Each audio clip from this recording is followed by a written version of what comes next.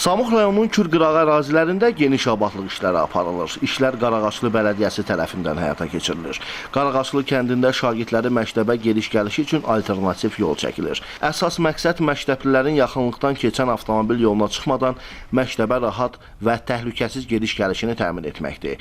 Yeni avtomobil yolundan Qarağaçlı kəndi ilə yanaşı Kövbər kəndinin məktəbliləri və digər sakinlər də istifadə edə biləcək.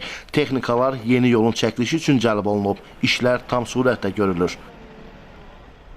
Hal-hazırda biz bir dəqiqə gördüyünüz kimi başlamışıq Qarağaçlı kəndindən Kövbər kəndinin arasında o birləşən məktəblilər üçün yolların o magistral yolla gedir bizim hal-hazırda məktəblilərimiz. Onun üçün biz qıraqla kanal üstü yol çəkirik ki, o təhlükəli olmasın. 1 kilometrə yaxındır.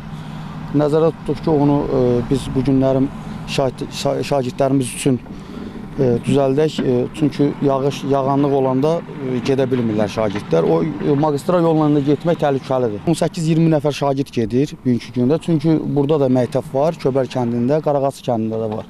Bu kəndin yarısı o biri məktəbə gedir, yarısı bu məktəbə gedir. İndi inşallah gələcəkdə bilmirik də, yəqin ki, şagirdlərimizin sayı çox olar.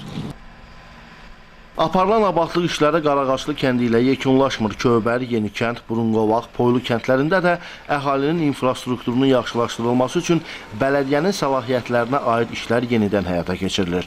Siyahıda suvarma kanallarının açılması, məişət tullantılarının vaxtında daşınması, yaşıllıq zolaqlarının salınması və sair işlər var.